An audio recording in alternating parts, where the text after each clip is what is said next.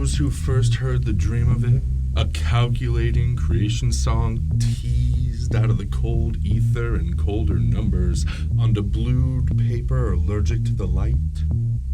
These slide rule-wielding priests who inherited the gospel of sculpted mountains wrought of math and steel and stone and powdered rock. They believed they served no less than the God of progress. The men that surveyed and plotted, chartered and mapped that cold dream by metal wing and leather boot and disinterested mule. These men, wrapped safely in their scriptures of ancient equations handed down across myriad generations, brought like sacred fire across continents and oceans, these men had no reason to believe that they were doing anything less than serving the God of progress. The youthfully, foolishly optimistic young men that answered the call put out for laborers, for craftsmen, for sacrifices to the project. These young men, built of sinew, need, and desire, flowed in on overcrowded, smoke-choked trains and in the beds of dusty trucks covered in dusty canvas that almost protected them from the angry desert sun. These men, too, believed they moved in the service of the God of progress. And they chiseled and hammered and they clawed, blasted, and swore at the living rock, all with unnervingly clockwork persistence and inhumanly mammoth machines. They moved millennial layers of earth and stopped up the timeless flow that had ribboned its wet way to the dry valleys below for longer than these men that now tore it from its ancient bed had walked upright and sought to name the stars. Night after day after day after night, busy hands and hungry hearts pulled levers, spun wheels, lifted shovels, wielded hammers. And hour after relentless hour, they paved the way for the works of the God of progress. And because when little beings like men build a thing this monstrously, unnaturally full of itself and its would-be creators, it always wants to tear itself down at the horror of its own creation. For every foot of cement and crushed rock piled towards the empty sky, the scripture of math told them to drive 2 feet of steel into the ancient, not as empty bedrock below, to root the cold, dead megalith in place against the weight of itself, growing discordantly under the hot, ever-blazing desert sun. And so dead roots grew as walls climbed ever higher and the waters began to pool, grow dark and cold deep in canyon walls. And the growl of blasting caps drilled deep into ancient layers. The whining moan of machinery crushing earth bones ran, flowed, pooled in the coldness. Those thick waters cradled by the bedrock pooled and began to vibrating. Then the vibrating became a thing all its own. A kind of humming just at the edge of hearing. The type of sound you can only catch in the dead stillness between breaths. It began to humming and throbbing, constant low roll that made the men working in the deepest levels where breath and light did not belong. It made these men sent furthest from the sun nauseous, distant, distracted, even when their ears were stopped up from the hearing of it. And then men began to disappear, Just a few at first, and then handfuls, and then whole shifts. And alarmingly, no one was alarmed. In fact, within hours of a man or team gone missing, some kind of sticky fog would settle on the memory of everyone around. They could remember that man had been bald, or that team had been at breakfast, but not what had happened to them. Just that they weren't here or there anymore. And only a few hours running on after that, they'd forgotten altogether. And by the next morning, even the fact that something had been forgotten had been forgotten. And when enough men had disappeared, more would roll in on trains and on trucks to take their place. Or better said, the place that was empty because someone must have left it, but no one could remember who. And the men disappeared, or never were, and new men took their place, and the works of progress continued like that for some time. A month, a year, a century, with countless men coming and not going, and countless more men coming to fill the spaces of people who never were. This went on unchanging under a sky empty of anything but the unflinching angry sun and distant buzzards circling high above, just on the edge of sight and never landing. This went on unchanging until sections of the temple began to disappear. At first, a pillar or a panel of wall that everyone could have sworn was there just yesterday simply wasn't. And then whole rooms and balconies, bathrooms and halls seemed to simply stop being, along with the men and machines that must have built them. Until finally whole concourses, months' worth of work would vanish between shifts, and plans would have to be redrawn, and schedules reworked, and new men brought in, and still they continued on, day after night after day, in the service of the God of Progress. Eventually, inevitably, they forgot entirely the what and why of building. Even the description of the copies of the first dreams carved on blue paper were long gone. But men still arrived. Men still unbecame. New levels were built, new levels still unbecame.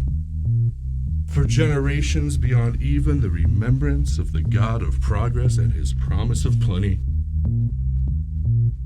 And still, they labored on in the humming fog of forgotten that had swallowed them all and their temple of unbecoming.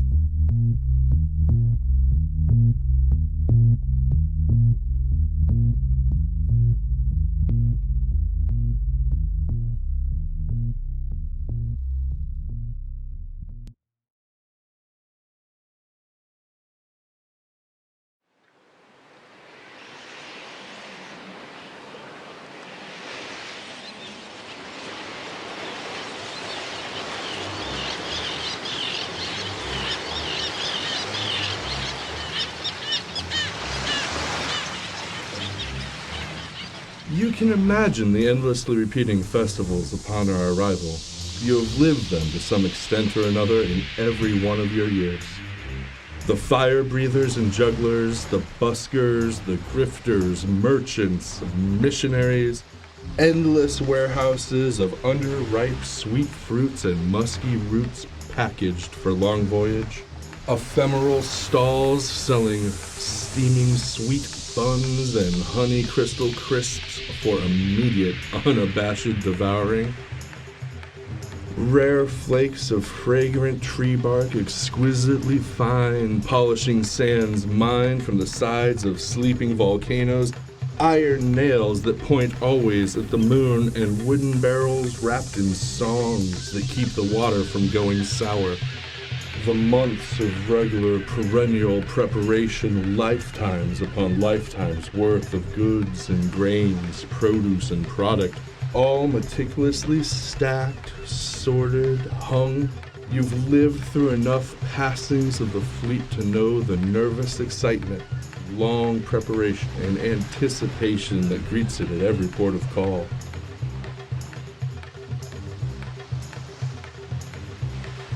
While from on board the Armada, so you've been told, your drums and horns of welcome can be heard spilling from the land long before even the whisper of dots appear on the horizon. But the writhing clouds of gulls, in their blue-grayed swirling multitude, these you've seen with your own eyes, towering like a pillar into the clouds above, ever the augury of arrival for the floating temple fleet of the god of arising. And all this spectacle of festival repeated like a drum roll beyond horizons, you can imagine, you can picture all of that and more because you've seen it at least once a year, most likely twice, for your entire landlocked life.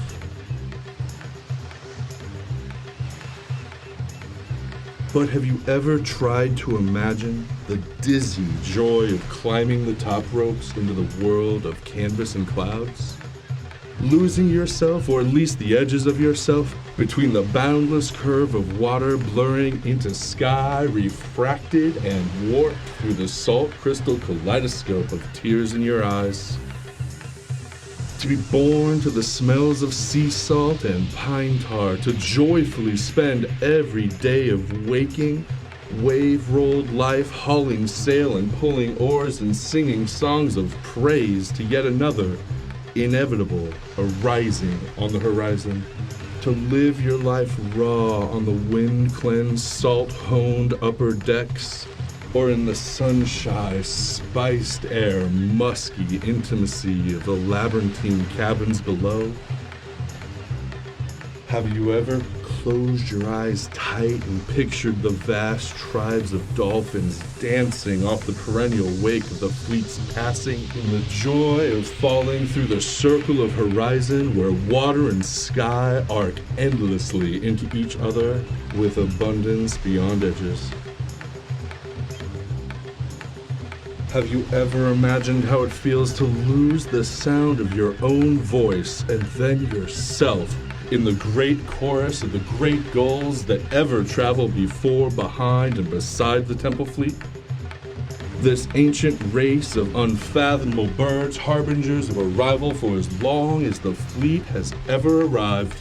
These guileful gulls with their wings the cruel blue of cloudless, windless, tropic noon sky, and their breasts the thick, wet gray of ice fog on the northern oceans, have never let a human close enough to see the color of their living eyes. These great gulls lingered days after our departure, like the echo of a storm, working the piers and docks and beaches and alleyways and rooftops until every bit of flotsam from the passing of the temple fleet has been scoured, eaten, and gifted as fertile ground for new arisings, and then, predictably, inevitably, devoutly, they resume their noisy visage around the fleet. Can you imagine, even in your wildest dry world dreams, what it is to be born to salty winds on the deck of these monster-massed leviathan, wrought from generations of hard wood and cold-hammered copper that is ever, endlessly planked, patched, riveted, and replanked, repatched from sea-rolled generation to sea-rolled generation, and their vast cargo hulls whose furthest edges are always lost in the shadows past the reach of light, filled with the multitude of stacked and hung and bottled offerings of festival from a port of call already forgotten, offerings of festival on their way to a port of call that may not even exist until they arrive.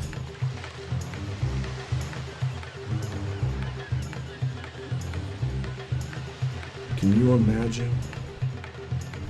Can you imagine? Or have the gulls already been too long gone from you?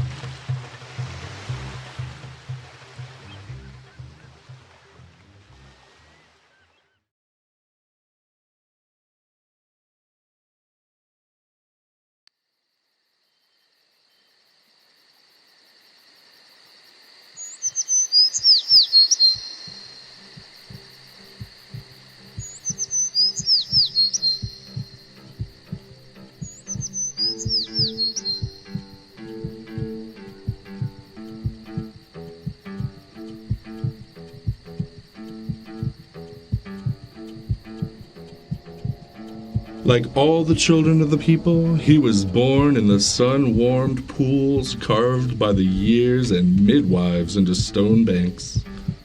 First touch, first breath in the softly eddied water, first fallen on the treetop temple of Rebecum, now flowing on their way to being lost in ocean.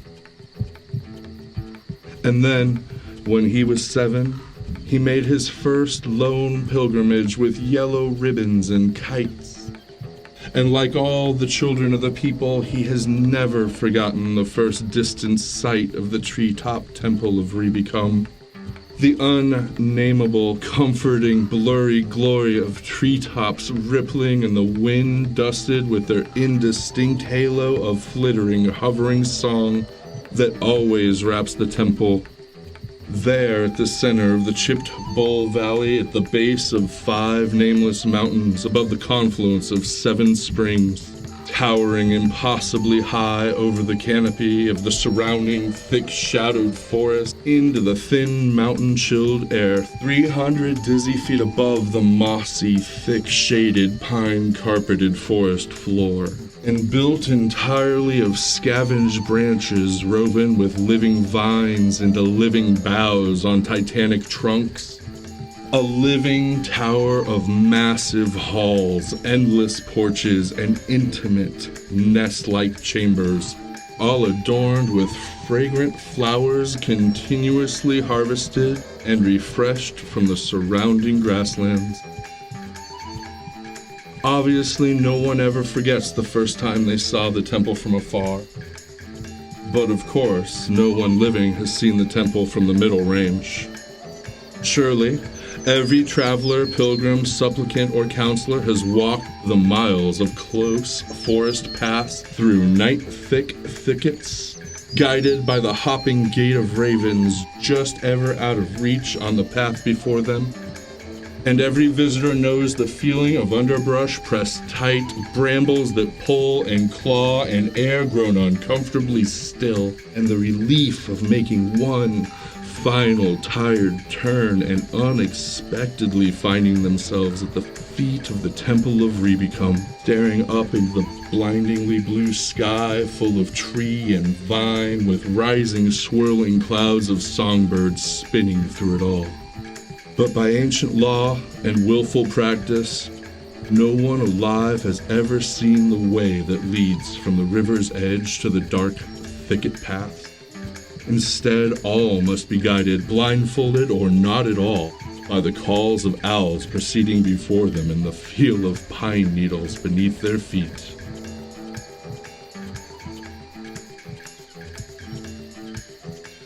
Then, when he was 14, he came to the treetop temple of Rebecum as a council member to the annual deliberation held on the endless, open porches each spring, when each kingdom sends 3 members, 1 boy, 1 girl, and 1 old man, to plan the planting of crops and the singing of the songs of this year's dead, and to chart the festivals for the year ahead against the stars.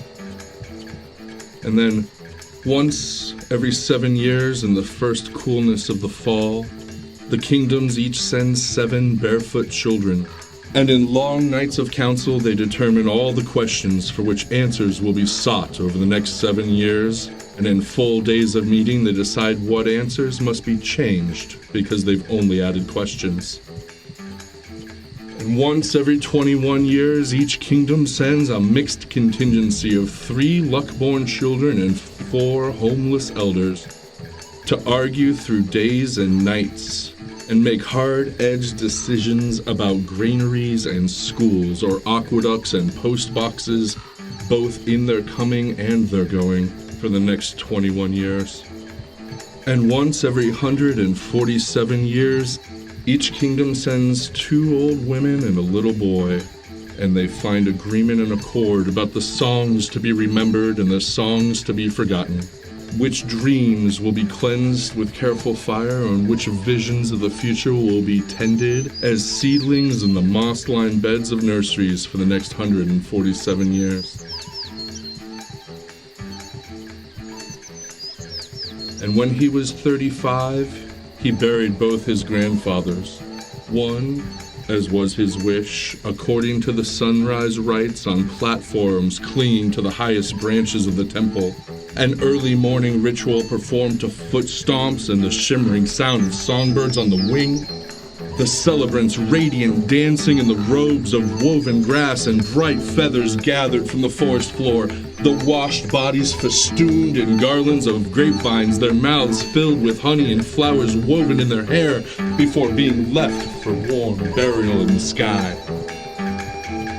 The other, as was his preference, buried in accordance with the twilight rites, a quiet sunset internment among the tangled roots of the massive trunks of trees that towered beyond sight. The celebrants resplendent and somber in their robes of pounded tree bark pinned with midnight dark raven feathers. The washed bodies wrapped in soft woven mats of fragrant sweetgrass and supple vines, their pockets full of mushrooms and mouths of acorns in readiness for cool burial in the earth.